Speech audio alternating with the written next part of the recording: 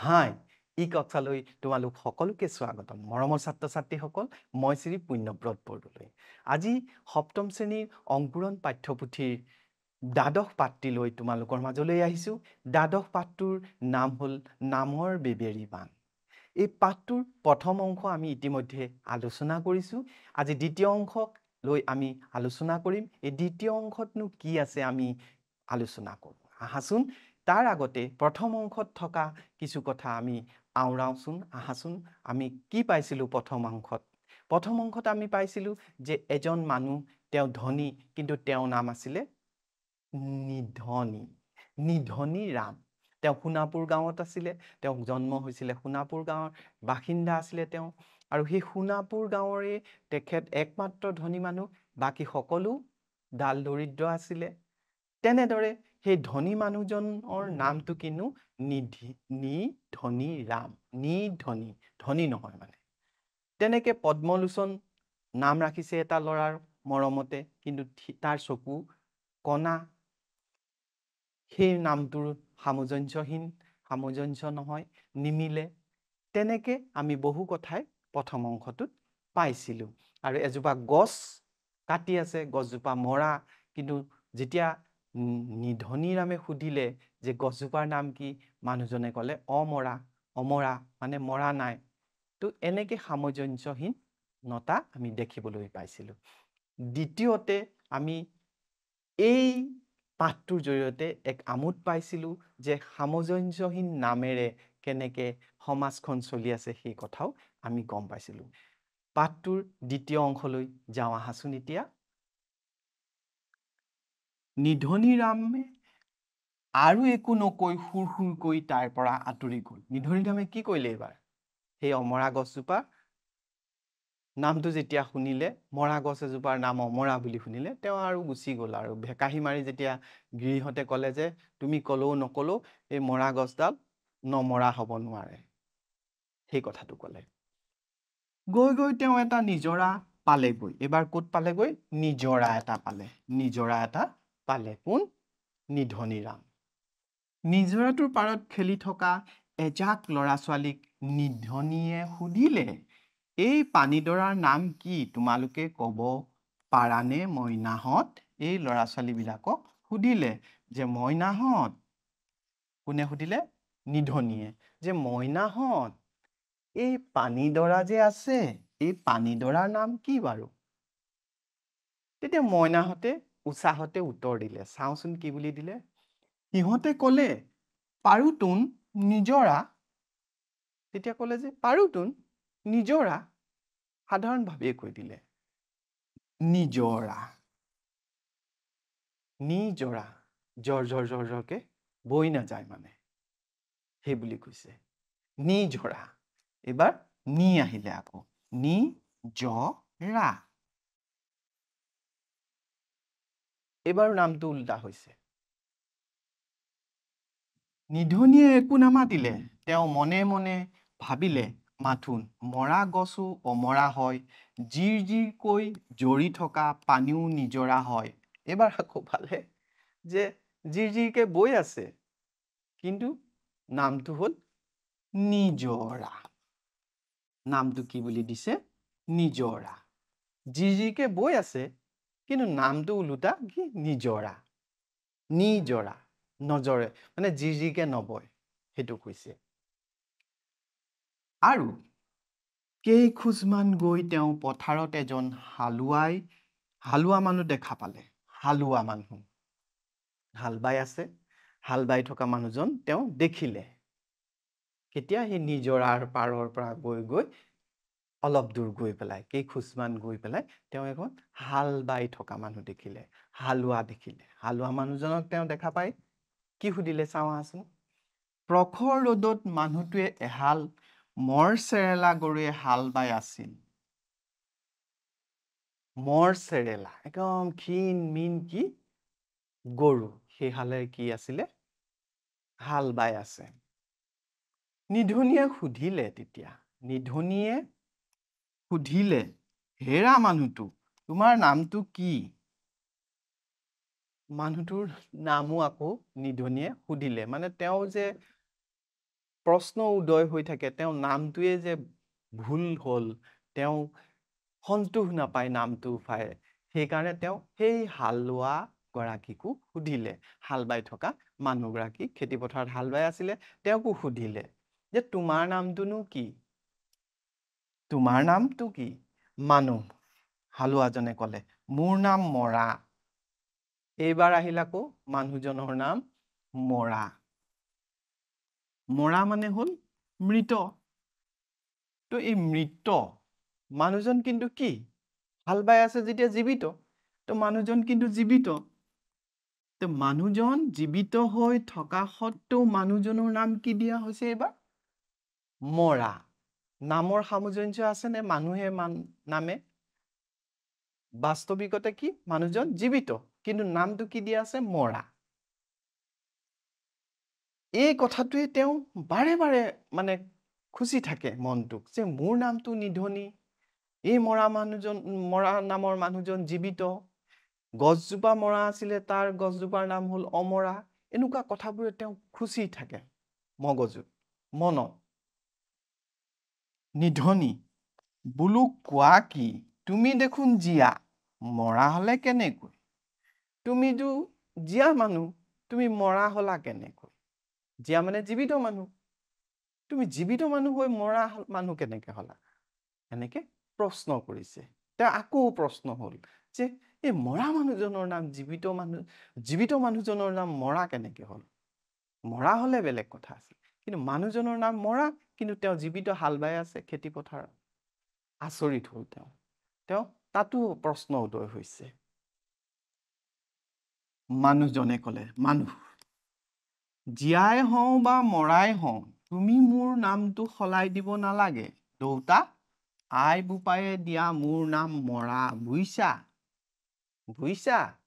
তুমি মই মৰা জীয়া এইবোৰ চিন্তা কৰিব নালাগে মৰাই হওঁ বা মই জীয়াই হওঁ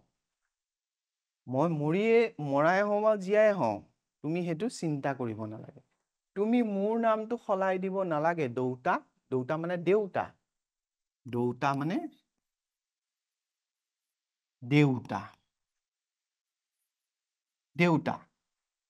দেউতা তুমি মোৰ নামটো সলাই দিব নালাগে কোনে দিছে মোৰ নাম আই বোপায়ে দিছে আই দেউতা মায়ে মোক নামটো দিছে সেই নামটো মৰাই দিছে আৰু সেই মৰা নামটোৱে মোৰ থাকক মই মৰাই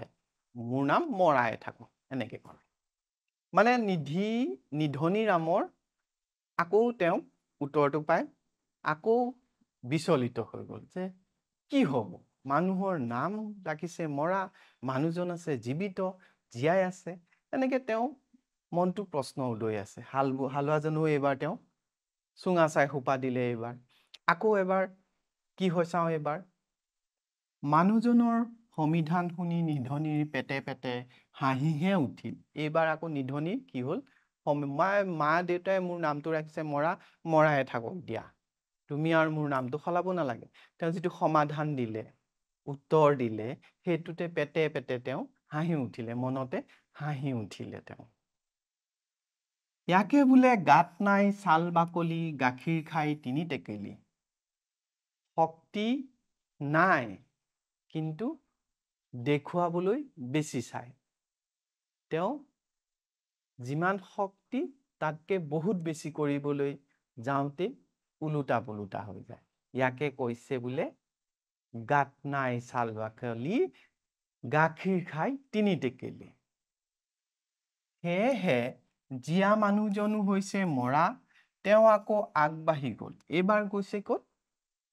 সেইখিনি বা গ'ল হালোৱাজনৰ ওচৰৰ পৰা এইবাৰ ক'ত গৈছে আৰু আগবাঢ়ি গৈছে এইবাৰ কাক লগ পাই চাওঁ আহাচোন এইবাৰ তেওঁ এটা হোলাত ফটা কানি পিন্ধা এজনী জাতলি ছোৱালীয়ে জকাই বাই থকা দেখা পালে জকাই মানে হ'ল জাকৈ মাছ ধৰা এবিধ সঁজুলি এনেকে জাকৈ মাৰে যে সেই জাকৈ কি দেখিলে এইবাৰ হোলা মানে হ'ল পানী আছে বহু পানী আছে সেই পানী তেওঁ কি কৰিছে ছোৱালীজনীয়ে ফটা কানি মানে কানি মানে হ'ল কাপোৰ আৰু ফটা কাপোৰ হ'ল পিন্ধি পেলাই ছোৱালীজনীয়ে কি কৰিছে জাকৈ বাই আছে জাকৈ বাই থকা দেখা পালে কোনে নিধনীৰাম নিধনীয়ে সুধিলে আইকন তোমাৰ নাম কি মাছ পাইছানে নাই এবাৰ আকৌ নিধনীয়ে কাক সুধিলে যিজনী ছোৱালীয়ে ফটা কানি পিন্ধি আছিলে ফটা চিতা কাপোৰ পিন্ধি আছিলে সেই ছোৱালীজনী জাকৈ বাই আছিলে তাই নামটো সুধিলে আৰু লগতে সুধিলে মাছ পাইছানে ফটা কানি পিন্ধি আছিলে ফটা চিতা কাপোৰ পিন্ধি আছিলে নামটোনো কি এবাৰ আমি চাওঁ আহাচোন ছোৱালীজনীয়ে ক'লে জকাই বাইছোহে বাইছো খলিহা পুথি এটাও পোৱা নাই দেউতা আপুনি মোৰ নামটো সুধিছিল নহয় মোৰ নাম লক্ষীমী এইবাৰ আহিলে লক্ষীমী তাই ক'লে জকাই বাইছোহে বাইছো মানে জাকৈ বাইছোহে বাইছো হোলাটোত কিন্তু খলিহা পুথি এটাও পোৱা নাই খলিহনা পুথি মাছ এটাও পোৱা নাই মানে যিমান কষ্ট কৰিছো মই মাছ এটাও ধৰিব পৰা নাই কোনে ক'লে সেই ছোৱালীজনীয়ে নিধনীৰামে সেই নামটো সোধাৰ অৰ্থ হৈছে যে মানুহবোৰৰ নামবোৰ দেখোন নিমিলে এইকো সুধি চাওঁচোন কি হয় তাই নামটো নিজৰ নামটো ক'লে যে আপুনি মোৰ নামটো সুধিছিল নহয় মোৰ নামটো লক্ষীমী তাই নামটো এইবাৰ এই নামটো হ'ল লক্ষীমী তাই পিন্ধি আছে কি ফটা কানি মানে তাই যিবিলাক কাপোৰ পিন্ধি আছে ফটা চিতা নামটো কিন্তু এবাৰ লক্ষীমী নামটো এবাৰো কি হৈ গ'ল সামঞ্জস্য নাই লক্ষীমী হলে ধনী হ'ব লক্ষী থকা হ'ব লক্ষী মানে টকা পইচা থকা হ'ব কিন্তু পিন্ধি আছে কি ফটা কানি তো সেইকাৰণে এইবাৰো নিধনীৰামৰ আকৌ হাঁহি উঠিলে কি কথা মিলেই নাথাকে সামঞ্জস্যই নাথাকে সেই বুলি ভাবিলে কি হ'ল তাৰপিছত নিধনীয়ে ছোৱালীটিক আৰু একো নুসুধি মনে মনে ভাবিলে নিধনীয়ে এইবাৰ কি কৰিলে ছোৱালীটিক একো নুসুধিলে আৰু মনে মনে ভাবিলে কি ভাবিলে অমৰা মৰে নিজৰা জৰে মৰাই বাই হাল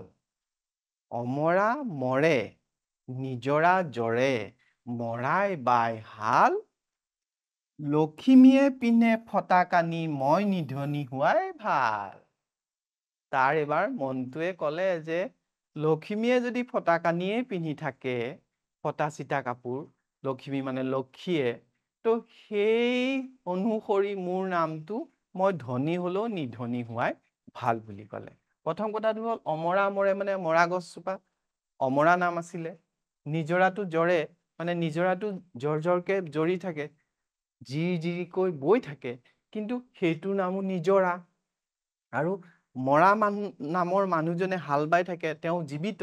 মৰাই বাই হাল সেইটো কৈছে লক্ষীমীয়ে পিন্ধে ফটা কানি সেই জাকৈ বাই চকা ছোৱালীজনীয়ে ফটা কানি পিন্ধে তাৰ পিছতো নামবোৰতো সামঞ্জস্য নাই এতিয়া মই নিধনী হৈ থকাই ভাল মোৰ নামটো নিধনী হোৱাই ভাল বুলি কৈছে এই শিক্ষা লবি সন্তোষ মনেৰে নিধনীৰাম ঘৰত উপস্থিত হ'লগৈ এই কথা ভাবি চিন্তি তেওঁ যিটো নিজে অভিজ্ঞতা লাভ কৰিলে সেইখিনি ভাবি চিন্তি তেওঁ কি কৰিলে ঘৰ মুৱা হ'ল আৰু ঘৰ উপস্থিত হ'লগৈ নিজৰ ঘৰত উপস্থিত হ'লগৈ এতিয়া আমি বুজি পালো যে পাঠটোত নাম আৰু মানুহ এই দুইটা নিমিলিবও পাৰে